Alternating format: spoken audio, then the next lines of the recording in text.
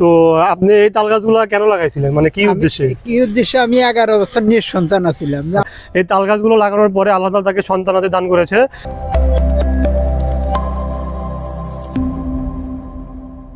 Hello everyone, আমি Samiul, welcome back to my new another video. আশা করি সকলে ভালো আছেন আর আমি অনেক ভালো আছি। আর আপনাদেরকে বলেছিলাম যে এখন থেকে নিয়মিত ব্লগ করব, এই জন্য আমি এখন চলে এসেছি আমার নানা বাড়িতে। আমার নানা বাড়ি হচ্ছে কামারখন্দ উপজেলা রায়দুলপুর গ্রামে। আর এখানে আমি ঘুরতে বেরোনোর পর দেখলাম যে এখানে অনেক সুন্দর দুটো রাস্তা আছে। এর আগেও এসেছি, ভাবলাম আপনাদের সাথে শেয়ার করি। এই পাশে যে রাস্তাটা আপনারা দেখতেছেন, এই পাশে রাস্তাটা সুন্দর, আর ওই পাশে একটা রাস্তা আছে, ওটা অনেক সুন্দর। আর আজকে আমরা একটু চৌবাড়িতে যাব, এখানে একটা স্পেশাল ঝালমুড়ি বিক্রি করে। তো চলুন ভিডিওটা শুরু করা যাক। আর আমার সাথে আছে হচ্ছে আমার ছোটো ভাই বাপ্পি, আর ওই পাশে হচ্ছে আমার কাজিন হাসান। তো ঠিক আছে, চলুন শুরু করা যাক। আর আপনারা দেখতে থাকুন আর এনজয় করতে থাকুন। আর আমি এখন যে রাস্তা দিয়ে হাঁটতেছি সেটা হচ্ছে রায়দুলপুর থেকে রসুলপুর গ্রামে গেছে ওই রাস্তাটা। এই রাস্তাটা অনেক সুন্দর আর কি, প্রাকৃতিক সৌন্দর্য আছে অনেক সুন্দর। আর এখানে অনেক গ্রিন ভিউ আছে। আর গ্রামে আসলে তো বুঝতেই পারেন যে কীরকম, কোনো যানবাহনের আওয়াজ নেই, একদম নিরিবিলি জায়গা। এই জন্য নানি বাড়িতে আসলে আমি, আমার ছোটো ভাই, আমার কাজিন মাঝে মাঝে বেরোয় এই রাস্তা দিয়ে ঘুরতে, অনেক ভালো লাগে। এখন সারাদিন বৃষ্টি ছিল, এখন এই বৃষ্টি থামার পর একটু বেরোলাম ঘুরতে, এই জন্য ভাবলাম আপনাদের সাথে শেয়ার করি। আর দেখুন চারপাশের ভিউটা একদম সুন্দর গ্রামীণ ভিউ। এখানে আসলে অবশ্যই সবার মন ভালো হয়ে যাবে। এই রাস্তাটা হয়তো অনেকে পরিচিত, যারা কামারখন্দ বা বেলকুচিতে থাকেন তারা এই রাস্তাটা অনেকে মাঝে মাঝে ঘুরতে আসেন। তো দেখতে থাকুন আর এনজয় করতে থাকুন। আর একদম লাস্টে যাবো চৌবাড়িতে, ওখানে গিয়ে স্পেশাল ঝালমুড়ি খাবো, ওটাও দেখাবো। তো চলুন শুরু করা যাক।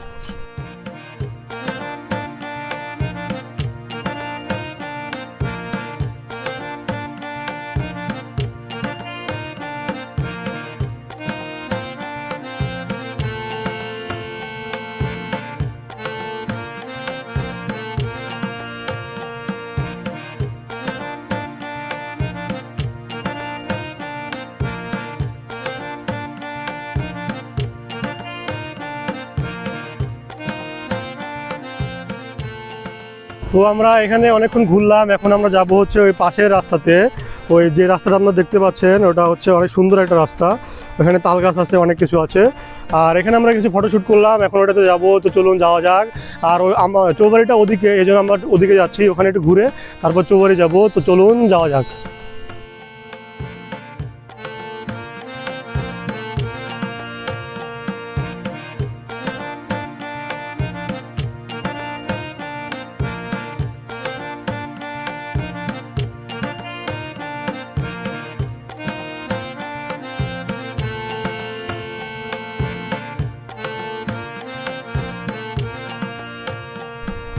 তো এখন আমি সেকেন্ড রাস্তাতে চলে এসেছি। আর আমি ফার্স্টে ছিলাম হচ্ছে ওই পাশে যে রাস্তাটা দেখছেন ওটাতে ছিলাম।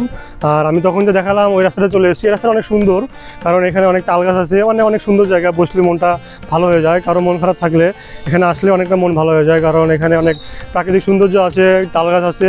পাশে দেখুন এই পাশে বিলের মতো আছে।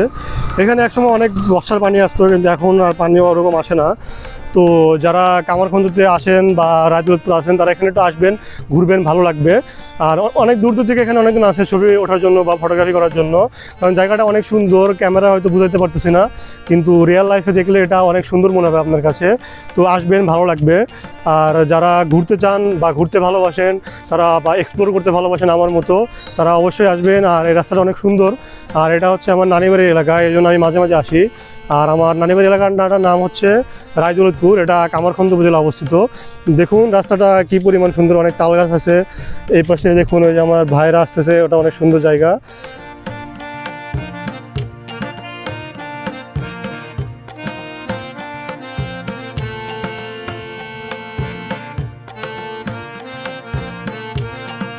এখন যাকে দেখছেন আপনারা, ইনি হচ্ছে আমার রাজ্জাক কাকু। আর এই তাল গাছগুলো হচ্ছে ইনি গেড়েছিলেন মেইনলি।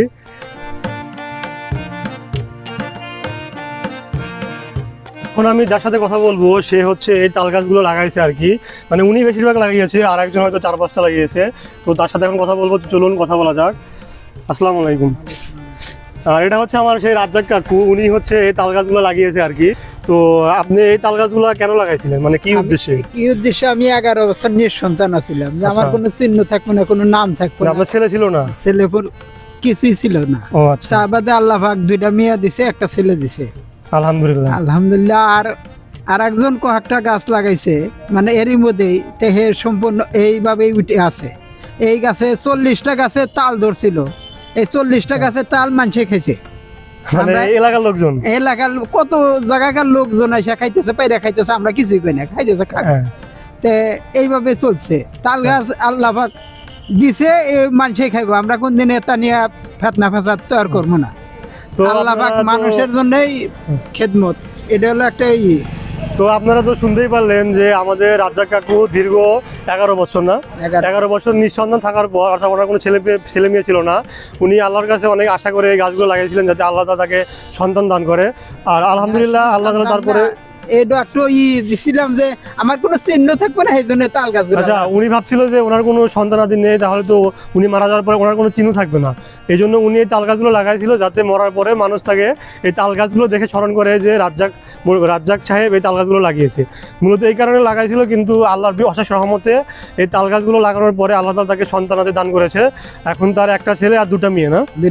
আর হচ্ছে এই তাল গাছে যে তালগুলো ধরে উনি একবার দেখতে আসে না, এই পাড়ার আশেপাশে যারা লোকজন আছে সাধারণ মানুষ তারা পেরে খাচ্ছে, উনি কোনো কিছু বলে না, কারণ উনি তো কোনো স্বার্থ নিয়ে গাছগুলো লাগায় না, উনি লাগাইছিল আল্লাহকে খুশি করার জন্য আর এবং ওনাকে যেন সবাই মনে রাখে এই জন্য।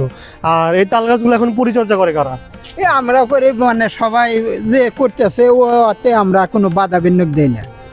এই তাল গাছগুলো এখন সবাই গ্রামের লোকজন দেখে রাখে আর কি। উনি মাঝে মাঝে দেখে, গ্রামের লোকজন দেখে, কেউ যদি কিছু ক্ষতি করতে আসে বা কাটতে আসে তাহলে গ্রামের লোকজন মানা করে, এরকমভাবে চলতে আসে আর কি। আর আপনারা তো শুনতেই পারেন উনি গাছটা কেন লাগিয়েছিল। আর যেহেতু তাল গাছ লাগিয়েছে আর গাছ আমাদেরকে অক্সিজেন দেয়, এই কারণে ওনাকে অনেকজন অক্সিজেন ফেরিওয়ালা বলে থাকে আর কি। তো আজকে আপনাদেরকে পরিচয় করে দিলাম একটা অক্সিজেন ফেরিওয়ালার সাথে। তো সবাই ওনার জন্য দোয়া করবেন যেন আল্লাহ তাকে নেক হায়াত দারাজ করে আর এরকম অনেক ভালো ভালো কাজ করার আরও সুযোগ দান করে তাকে। তাহলে আমার চ্যানেলে যারা দর্শক আছে তাদেরকে আপনাদেরকে এখানে আসার জন্য ইনভাইট করেন যাতে এখানে ঘুরতে আসুন। অবশ্যই ইচ্ছা।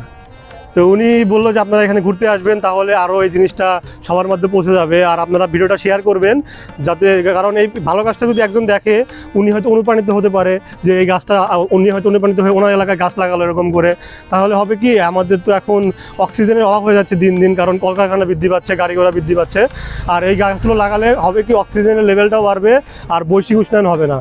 তো আজকের ভিডিওটা এখানে শেষ করছি, আর পার্ট 2তে আপনারা দেখতে পাবেন সেই স্পেশাল ঝালমুড়ি। তো সবাই ভালো থাকবেন, সুস্থ থাকবেন, আর আমার কাকুর জন্য সবাই দোয়া করবেন, আর আমার জন্য দোয়া করবেন, আর আমার চ্যানেলটা সবাই সাবস্ক্রাইব করবেন। সবাই ভালো থাকবেন, টাটা।